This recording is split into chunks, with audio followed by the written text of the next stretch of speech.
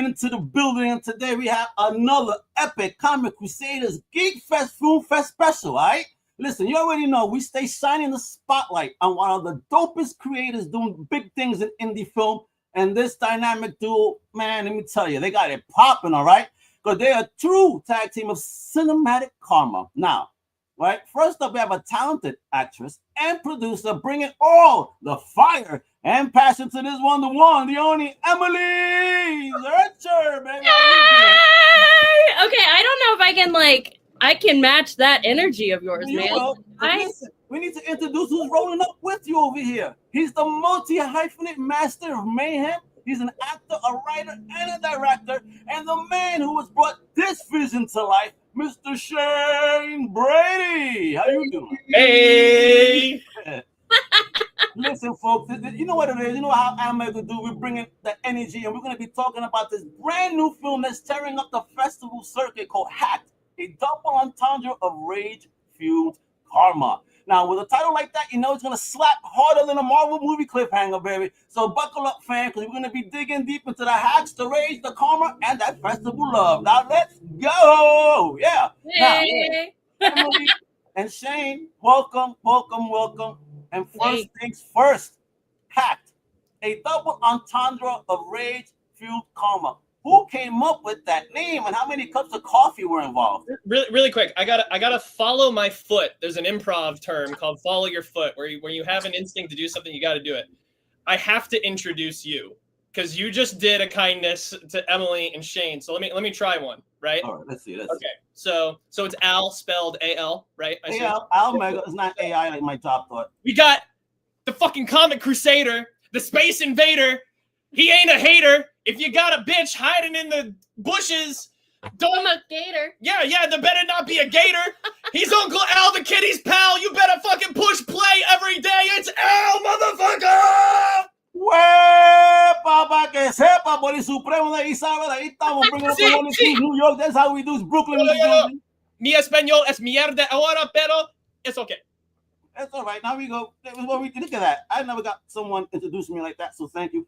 Good. Nice and fun. Good. Now We're here to always support. Yeah. So whenever people throw the love our way, we want to throw it right back. And I already did my second favorite thing, which is interrupting my wife. So you were asking how Hacked came to be. So Emily. How many cups of coffee with that name? The title alone.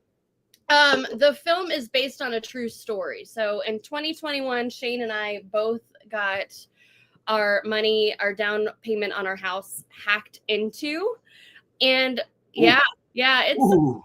it's some shit. So I was actually on hold with the FBI to try to put in a report, because that's what they say to do, put in a report of fraud. Who picked up the phone? Was it Diddy?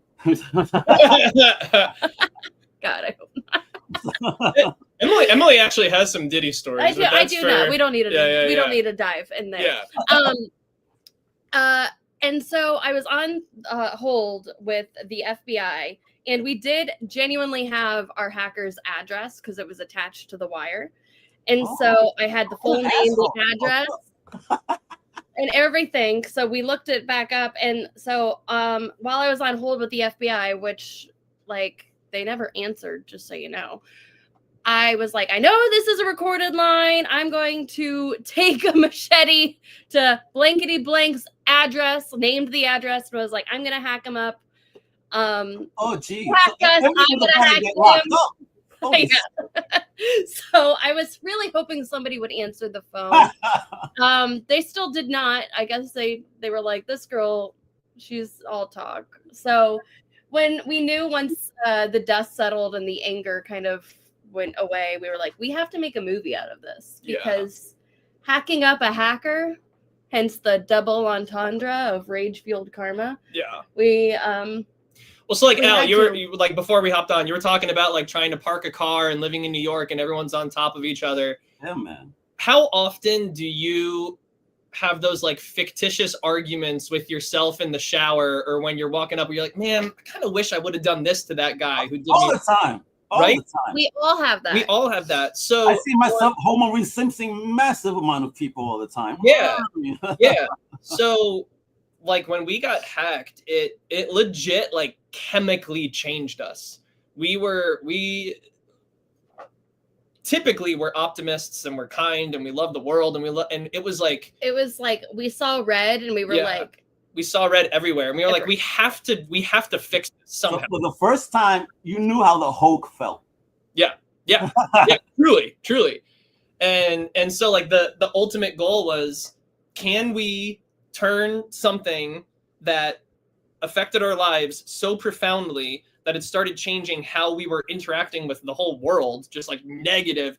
Can we flip that on its head? Can we turn it into a positive? And the only way that we could think to do that was to make a movie and make it art and make it something that was cathartic. So that way, when the movie comes out very soon, it's going to be out in a couple months, people, when they're having a really shitty day and they're like, you know what? I just want to put on a movie where I can just pretend that and then I'll kind of get that release out and be able to go to bed a little easier. Yeah, but the other thing too is, so like obviously there's violence because without rage-fueled karma, there's no violence. But I can say this because I'm biased, but everybody laughs their absolute asses off during the film, and seeing it with a crowd of people that continuously laugh the whole time, the whole 90 minutes, it's like, okay, that's your release too. Yeah. So not only are you getting to see somebody get tortured over and over again, but you're also getting to laugh. And I don't think there's quite something like that. I don't know what that feeling is, but maybe we'll add it to the Webster's dictionary next year. Yeah. It's a true horror comedy. Like there is, you'll laugh your way through stabbing a guy. I don't know how to say it other than that. Yeah, listen, I'm a horror fan, since 5 years old, started with Hell Night, Linda Blair being my first one ever in the movie theater. Thanks, my parents really fucked me up. And so it's like, I laugh a lot. Like, I've seen movies where, there's only one movie that ever grossed me out.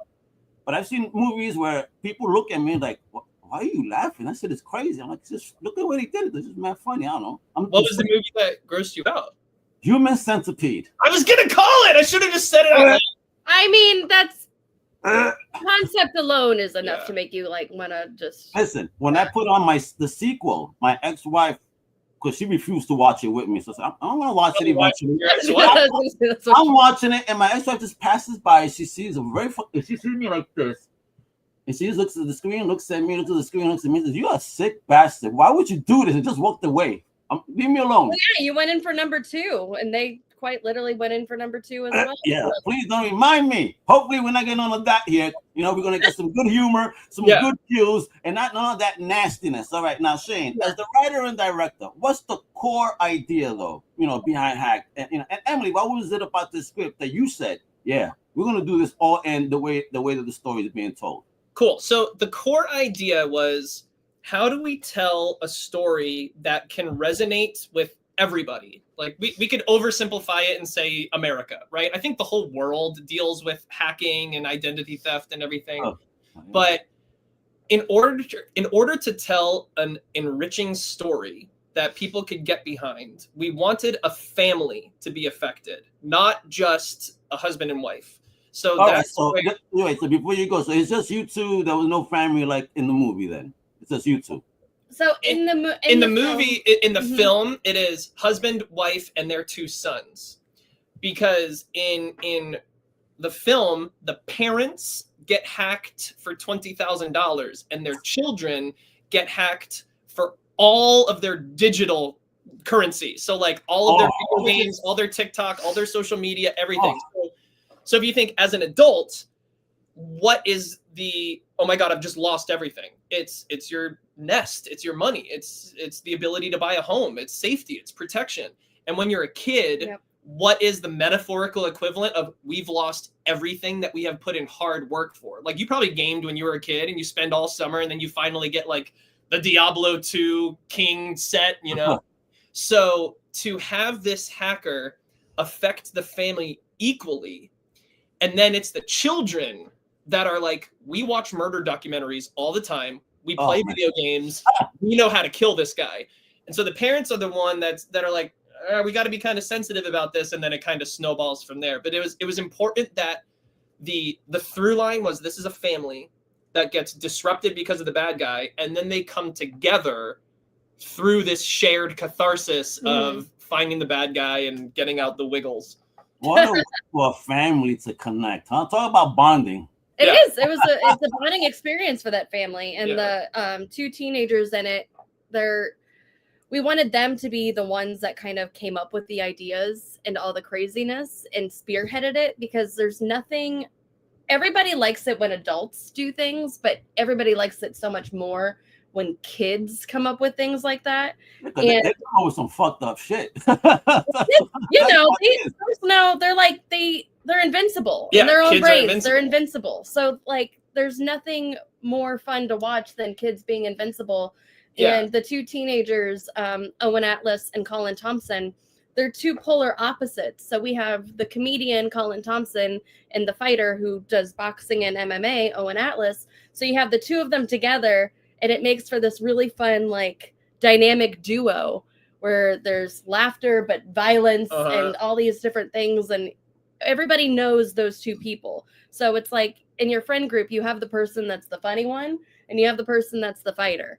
And so we wanted to make sure that was also the case with the two brothers. Think of it like the kids' version of Rush Hour. You need a Jackie Chan and you need a Chris Tucker, and then comedy ensues. And we kind of cheated a little bit, because in the ideation of the script and the story, we knew who the kids were going to be, because I've been an acting coach for the last 14 years. And so Owen and Colin, who are two of the untouchably most talented kids that I've met. I have in my back pocket, I can name 20 kids that deserve to be Stranger Things famous, because they're worth it.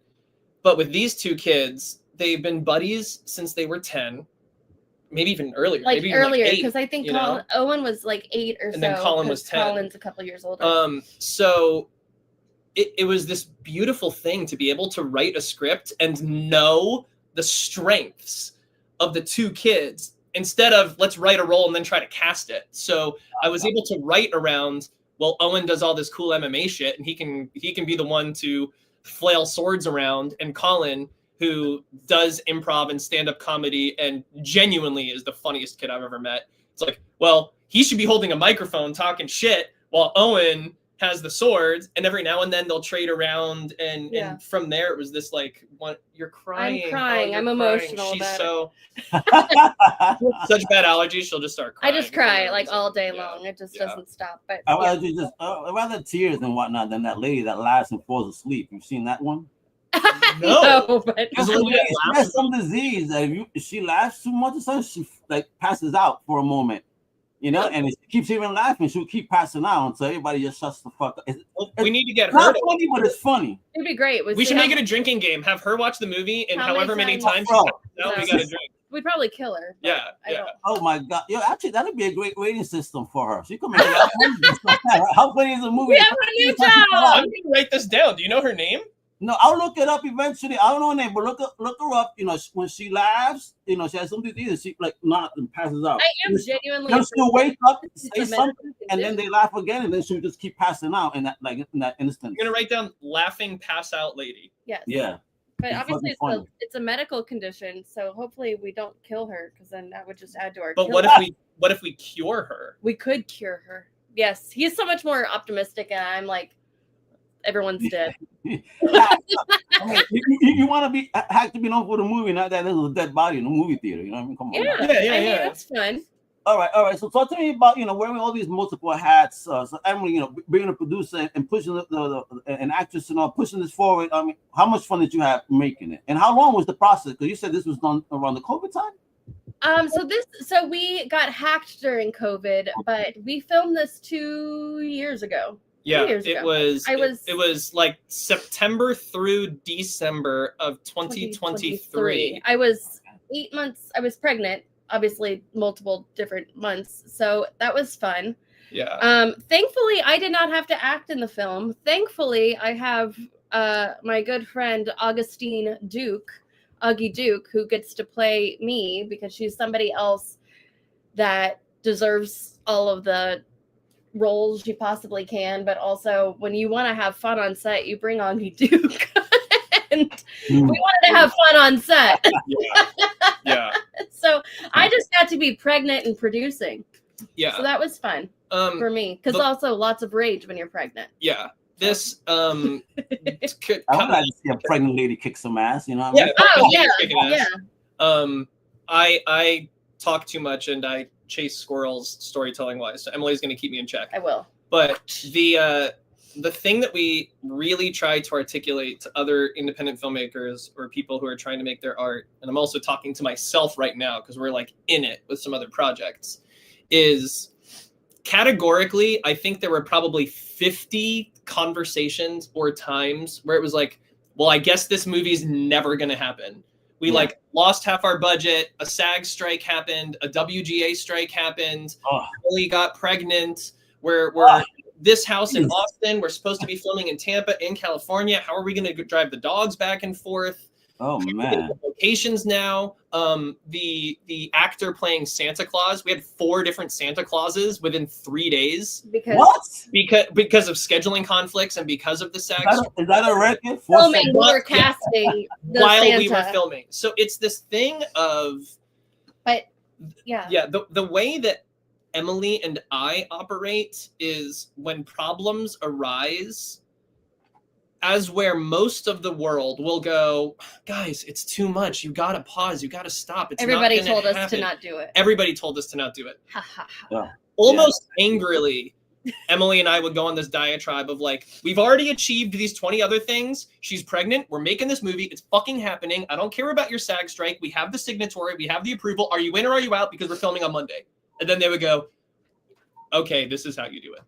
You know? So I think there's a lot of fear in. Well, you're going to run into a lot of roadblocks, and a lot of people, I mean, myself included, you see the roadblock and you go, there's no way around this. We're never going to get through this. Yeah. And then you realize like, oh, you just have to like stop, ask for help, and you'll get through it. Because, and that's kind of how the movie came together, is just asking for help. Yeah. And with the Santa situation, we had a Santa casted, and it was Jim O'Hare. It was Jim O'Hare. He was Larry, Gary, Jerry from Parks and Rec, because he's a good friend of ours. He's a good friend of ours. And then when his scheduling conflict happened, it was my mentor John D'Aquino, and then he had a scheduling conflict. So then it was my friend Aaron. Which made zero sense. Which made zero sense, but we were throwing spaghetti at the wall to see what stuck. Yeah, somebody, please. Like, anyone, we'll figure it out. Yeah. And then he booked a gig, and then Augie was like, I just did a movie with Richard Reilly. And most people, when they hear Richard Reilly, go, who is that? And then you Google him, and you go, he's... Oh, yeah. I did the same shit. Yeah. The Dream to Conclusions Matt guy and Santa Paws and everything. And he's Mr. fucking Santa. He was like, when he showed up and became our Santa Claus, it's why I know this is like a hippie woo-woo sentence, but it was like, oh, we were always meant to have Richard as our Santa Claus, which the 3 other friends, they know there's absolutely zero disrespect whatsoever. We love the absolute shit out of Jim, John, and Aaron. Like, things just happen. But when Richard showed up, it was like when you have scissors and they cut through the paper. And it just went.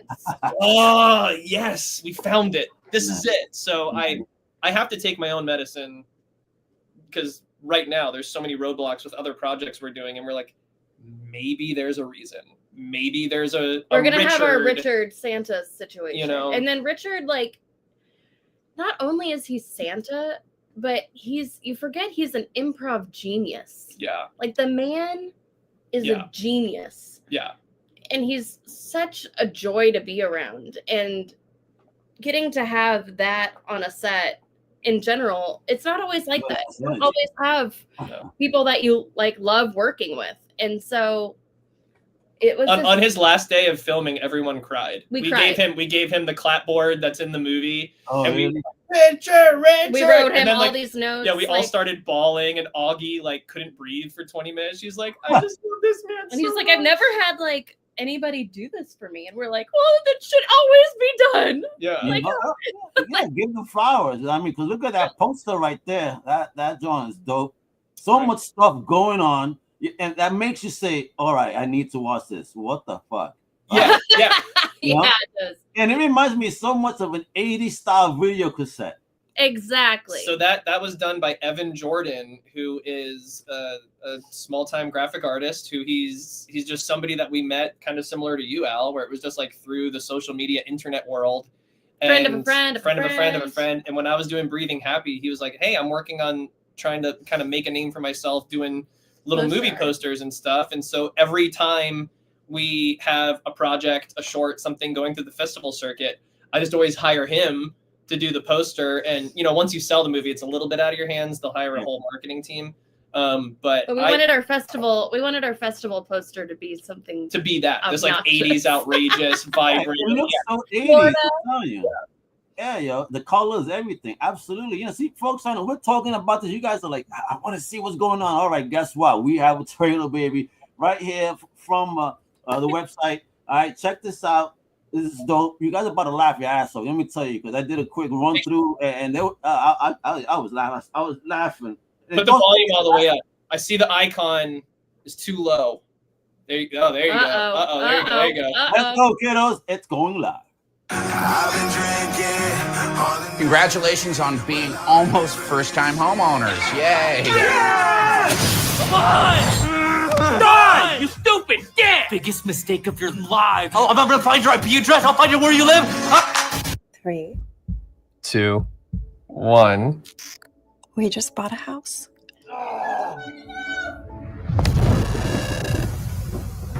This type of criminal is what we call a chameleon.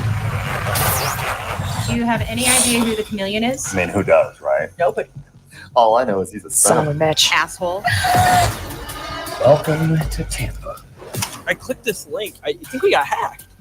Someone made up an email that looked legit and tricked you. It's fake. Life is not a bowl of cherries, you know that. It's crap sometimes. It really is.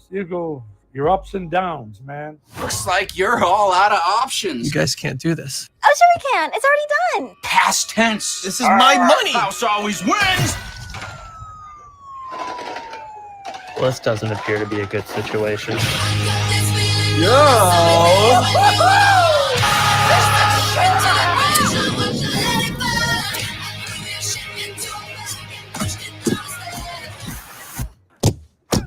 Jesus Christ. We are going to kill him!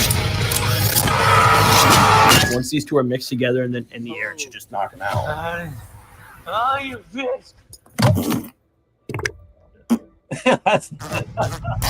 Oh, do you guys smell that? What is that? Oh, God, he pooped his pants! How the fuck are we getting him outside, guys? That's hysterical. A little bit of human centipede-esque. Yeah. Sorry. This is fucking...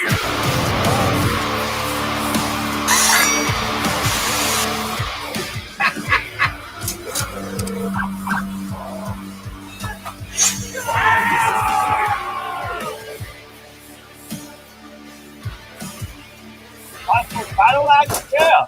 Time for battle axe, bitch. Man of the hour.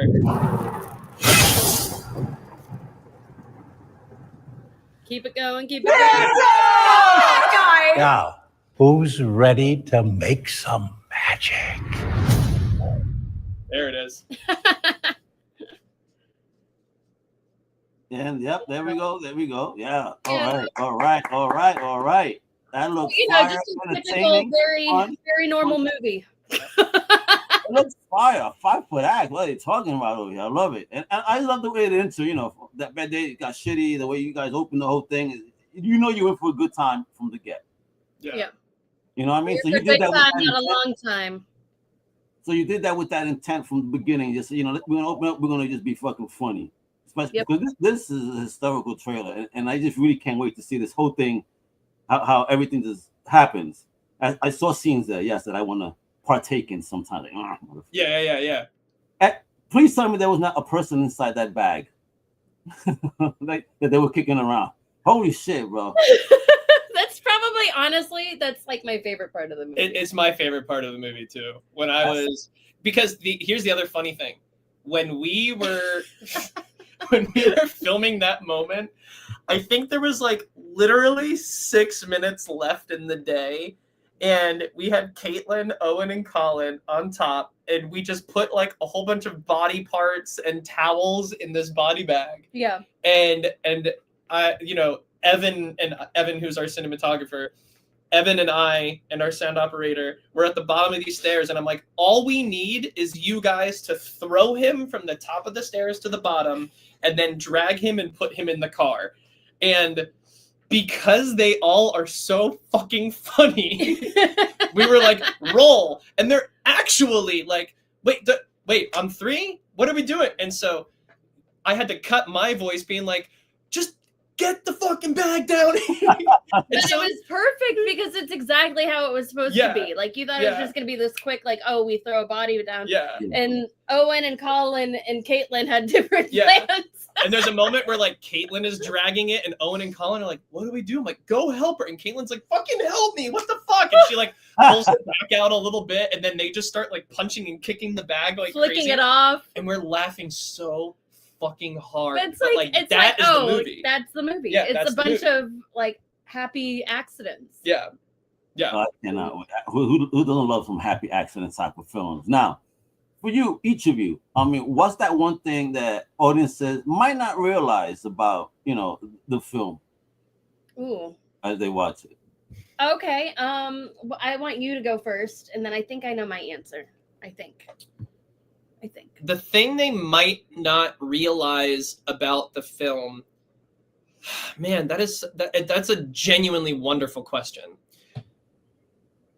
I think people may be surprised to turn on a movie that they anticipate to be like silly finger painting, wacky Looney Tunes land, and leave the film actually having an emotional response from it, a feeling of relief, catharsis.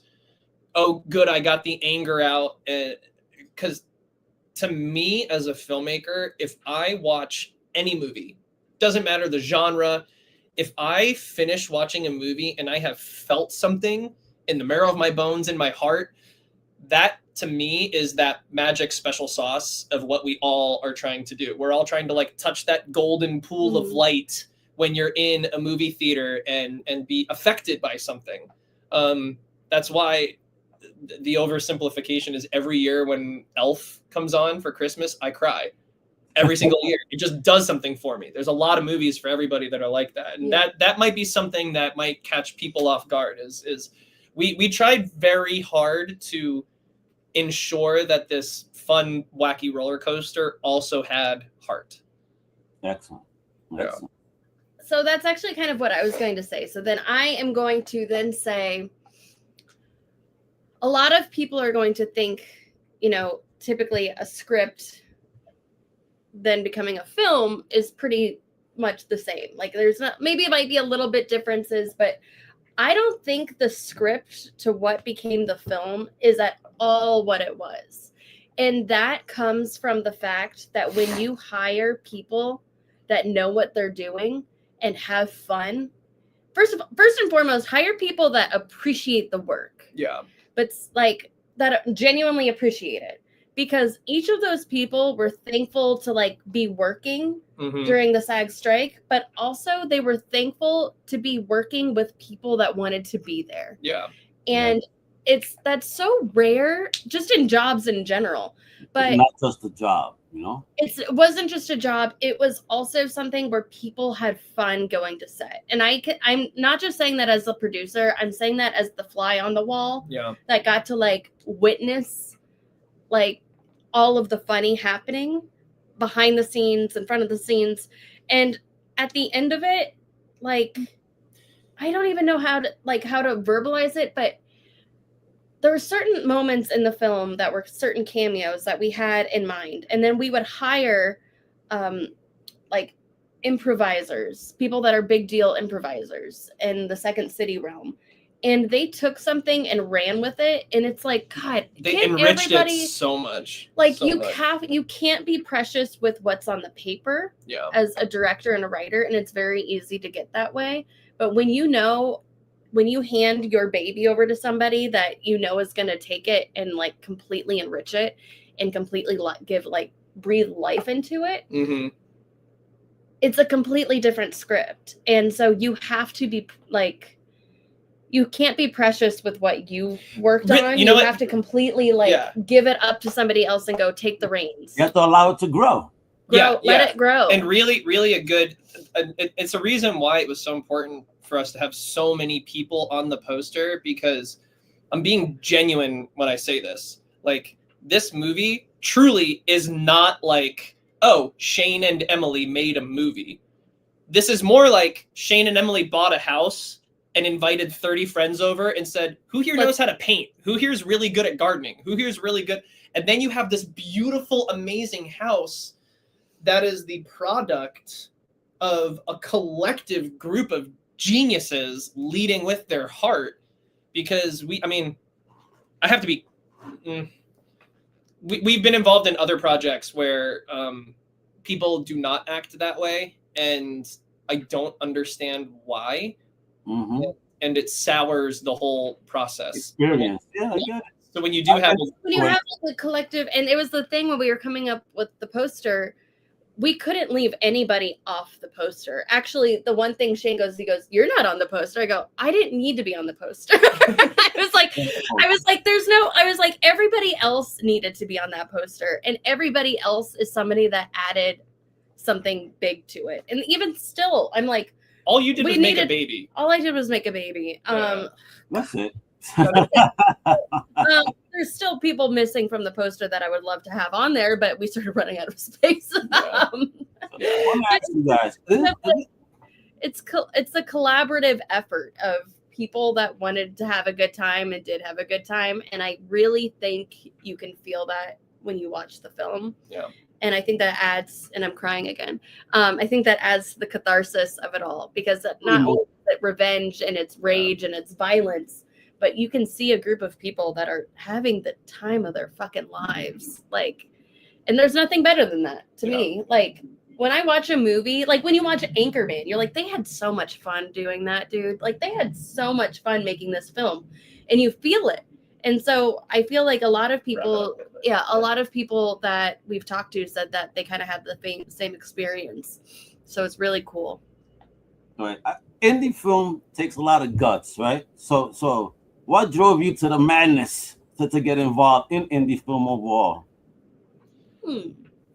Nobody hiring me as an actor. I do a job, okay. Yeah. Well, like, we wake up every morning, and our routine as a family is we put collars on our dogs, and we put our daughter in the stroller or her little bike, and we go for a walk, and I talk about I got to get my head right.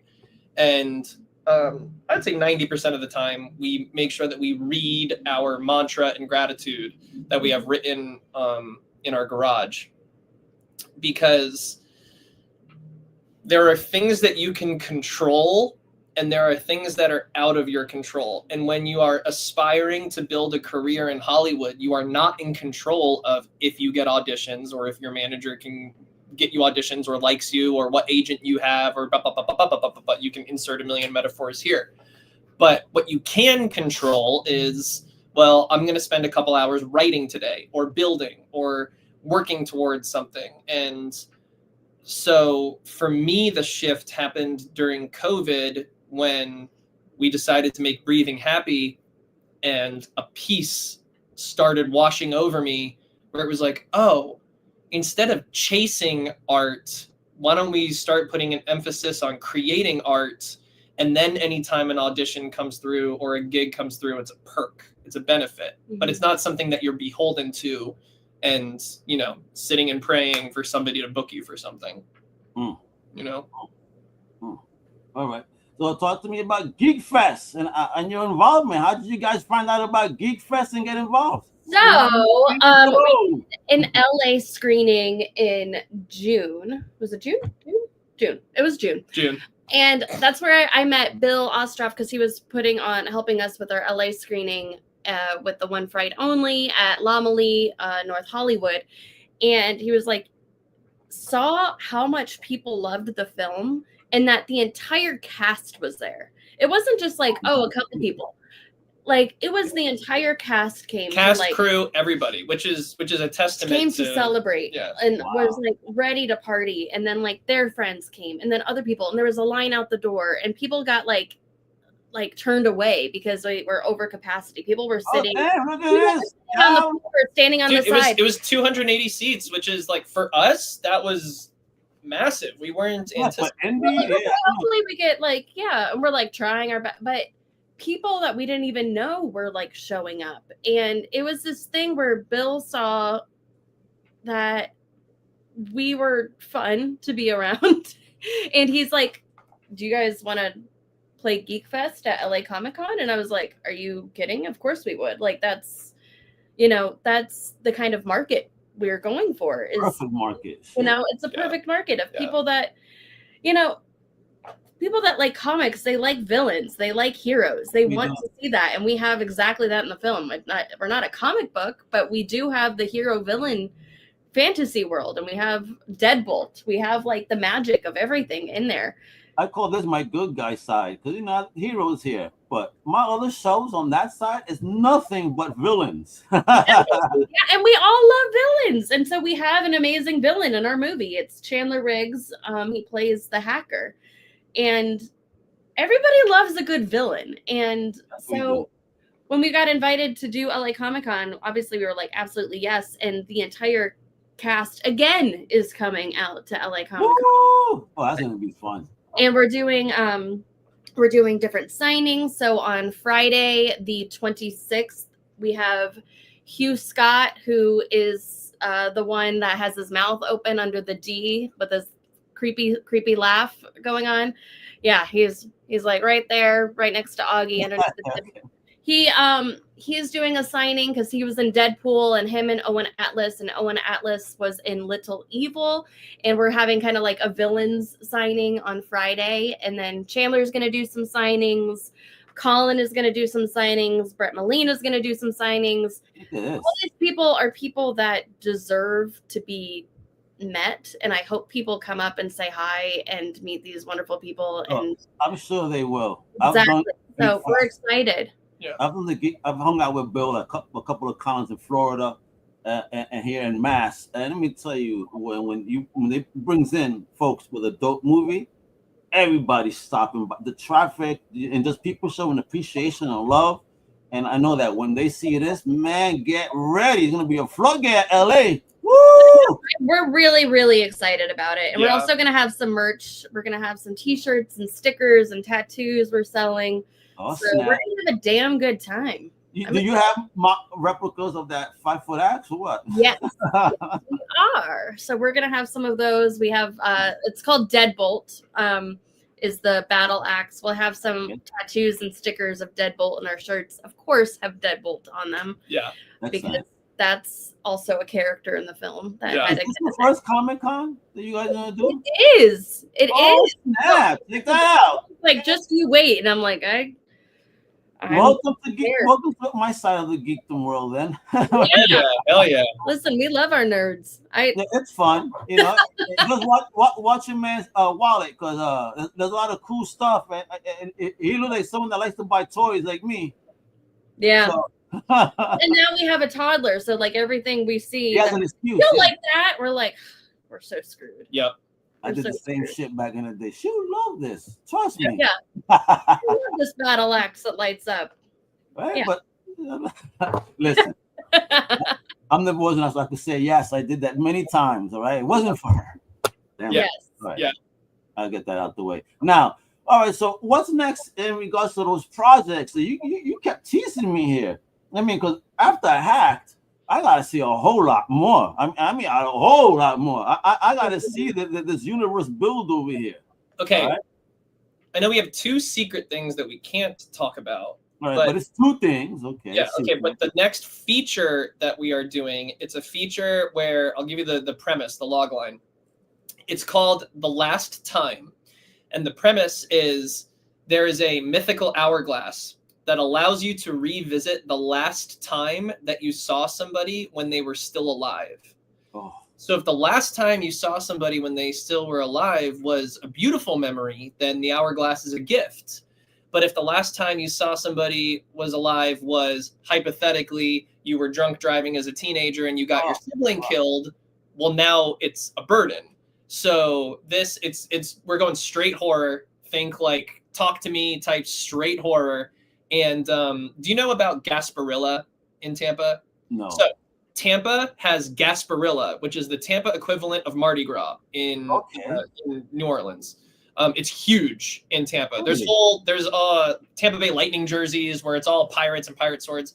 Well, Gasparilla is based on a maybe real, maybe fictitious bad guy named Jose Gaspar, who was a famous pirate that terrorized the port of Tampa from 1781 to 1820. Jesus. So the idea is that that's the bad guy inside of the hourglass, and he wants out. And the way he gets out is he's getting him some souls. So he wants people to use the hourglass so he can escape, and that's the next movie that we're doing, and we're shooting that in December. Oh my God! Then we did say like we wanted to create this like after that, we're like in a couple of years, I think we need to create. Everyone's gonna fall in love with the world we've built and hacked, and I'm like, we have to do like a sequel of some sort. Oh yeah, do you want to hear this? It's just an idea, but our idea for the sequel is, you know, those very famous Nigerian prince hack. Oh shit! Yeah, of course. I get them still weekly. One sequel is the Nigerian prince has hacked us, and so now we have to go up against the world's biggest hacker. It's like your final boss. It's like the final boss, and now we have to find and I really want Idris Elba to play. I love this. I love it like this. Double hack, karma reloaded. Yes, but then we're like, okay, maybe it's some way like the kids will be older, so they get hacked now, but with their down payment of like their houses stuff. and shit. And so it's like, okay, what? Like, how do you build this story? And then, like, instead of having Chandler be a bad guy. Two years ago when we filmed this, there wasn't even the thought of AI coming into the hacking world, because I don't know if you've seen these news articles, but the latest very clever hacking scam is you would receive a phone call from your ex-wife or a family member, and it's their voice. Yeah. And it's their voice kind of muffled saying, "Oh, I'm stuck here. Here, pop on. I'm gonna send you a link. You just gotta send me $500, and they're gonna let me." Okay, because you're like, I know this voice, of course. It's coming from their phone, and it's fake. It's not. It's all. I don't answer my phone unless it's the phone number I know. I'm not answering. That portion where you say hello, who is it? That's the clip they need. Correct. Yeah. So, and if I do answer a phone, I always do it stupid. Hello, how you doing? Yeah. I mean, where mama plays, make believe and shit. Well, as long as you maintain this fake New York accent, then you'll be fine. No one can replicate that. I just talk Spanish, yeah, man. There you go. But yeah, like how much fun, like to have like that world rebuilt and like come back, and now Chandler, instead of being the villain, they like have to call them up, and they're like, yes. I like the whole Nigerian prince idea. I love that. Please, how many people? Listen, a lot of old people fall for that shit. Let's be honest. It's kind of nuts. A lot of young people fall for that shit. Let's be honest. Oh, so you fall for it, bro? He's like, you dumbass. Sorry, I haven't been paying attention the whole time. No, but you guys are awesome. I really can't wait to see what happens at LA Comic Con. Do you know the booth number you guys are going to be at? Yes, we are 1152. So 1152, and our screening is going to be in the theater room on Saturday, the 27th. How long is the movie overall? It's 90 minutes. 94 minutes after credits. Yep. Oh, a real movie.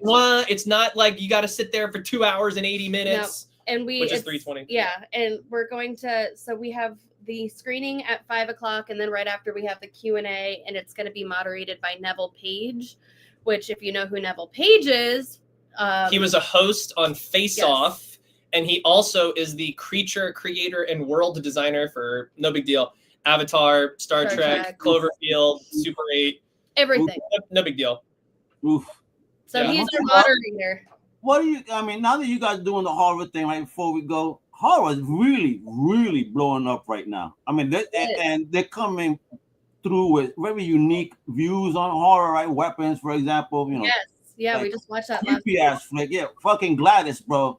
I can't wait to see somebody cosplay that I shit. can't wait. It's gonna be so many Halloween Aunt Gladys. I'm excited. How do you feel about the direction of horror now? You confident that it's headed in a good direction? You know, a new golden age for horror. You know, where we at? I think it's gonna be nominated for Oscars. I think we're like at that point to where horror is. It's going back to this place where it's smart. It's not just like horror. scares. Yeah, horror has become very smart. That's a good way of putting it. I also think that what other genres are audiences flocking to theaters or streaming to hear original stories?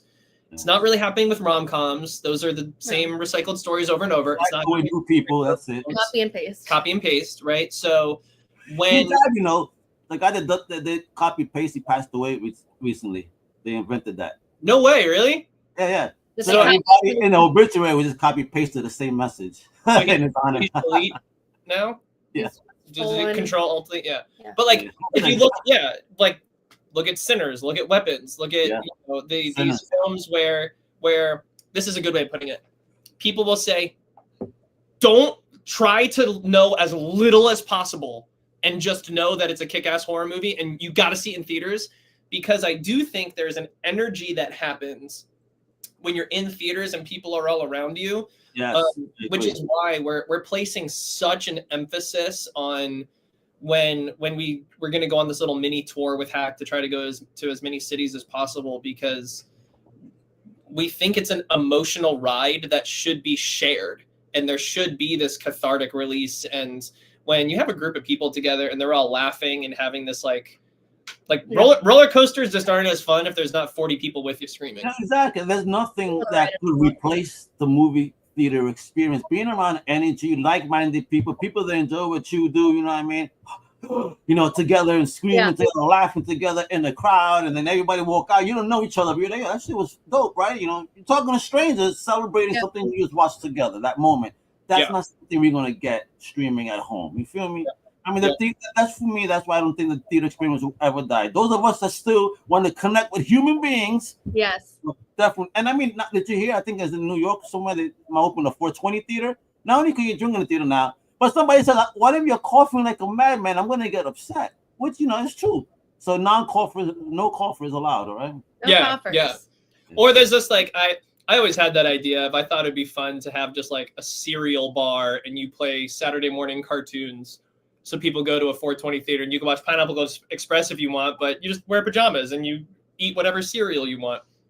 Bro, I see events like that need to happen. Yeah. So we're really wanting to make sure that when we do release Hacked, obviously it'll be out on streaming. So we don't want to deter people from seeing it. Of course not. Of course. You want to get out to the audience. We want them to first see it in a theater and then be like, okay, now I got to invite some people over. And now that I know what's happening, I want to create a whole event around this, like at my house, like a welcome party. Yeah. Like we hope people, when they do their housewarming parties, they put Hacked on. And it's like, or when they have a bad day or. Yeah, that's actually the great way to sell that. It's a housewarming gift.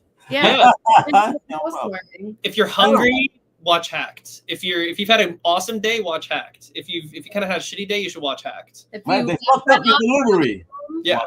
I love it. You guys' energy is amazing, and I see it. The energy, the passion, it really does exude from the screen. I feel it, and I'm the one normally that gives the energy, but I'm feeling Same to you, Al. You're awesome, dude. Killing it. No, man, you guys are killing it, and I'm the one that's blessed. So, Comic Crusaders, you know what it is, all right? How fire was that? Emily Zercher, Shane Brady, all right? Big thanks to this powerhouse duo for joining me and dropping those gems about the film Hack. Let me tell you again, double entendre, rage, fuel, karma. Yeah. Now, Emily, Shane, again, you're officially part of the familia now, all right?